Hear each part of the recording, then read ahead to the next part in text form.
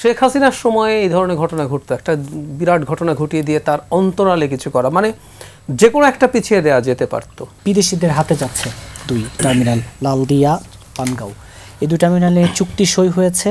সরকার তরফ থেকে বলা হচ্ছে আইনি সীমাবদ্ধতার কারণে দলিল প্রকাশ করা হবে না, বরাবর তাই হয়। দরকার ছিল কিনা এই চুক্তিগুলো এখন?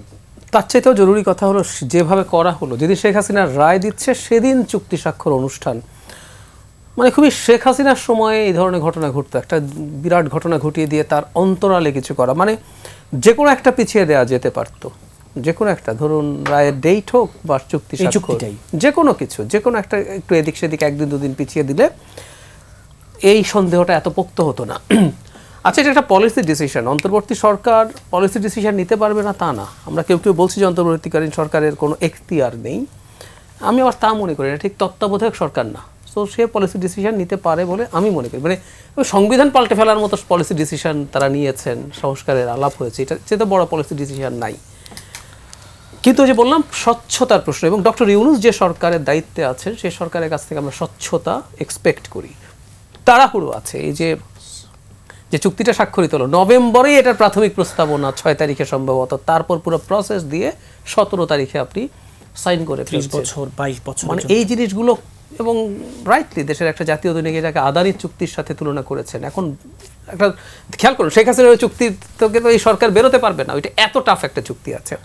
সো আমি মনে করি এটা তাদের জায়গা থেকে ঠিক হয়নি, এই অস্বচ্ছতা আমাদের জন্য সমস্যা তৈরি করবে। আবার আমি টু সাম এক্সটেন্ট কনভিন্সড যে আমরা শুধু আমাদের দেশের সব কিছু ম্যানেজ করতে চেষ্টা করে আমরা তো আসলে ভালো করছি না। জি, আবার অনেকে এইভাবে বলতে চান যে অন্তর্বর্তী সরকার দেখেই সিদ্ধান্তটা নিতে পেরেছেন, অনেক সময় নির্বাচিত সরকার এই ধরনের সিদ্ধান্ত নিতে পারে না। ট্রু, আবার একই সাথে এটাও ফ্যাক্ট, বন্দর কিন্তু একটা খুবই স্ট্র্যাটেজিক জায়গা, সিকিউরিটি এনশিওর করার প্রশ্ন আছে। আবার পাল্টা পৃথিবীর বহু বন্দর বিদেশিরা পরিচালনা করছে, কিন্তু প্রধান উপদেষ্টা নিজে চিটাগংয়ে গিয়ে একবার এমন প্যাশনেট একটা ভাষণ দিয়েছেন, মানে এটাও আমার কাছে একটু মনে হয়েছে যে বেশি হয়ে যাচ্ছে কিনা।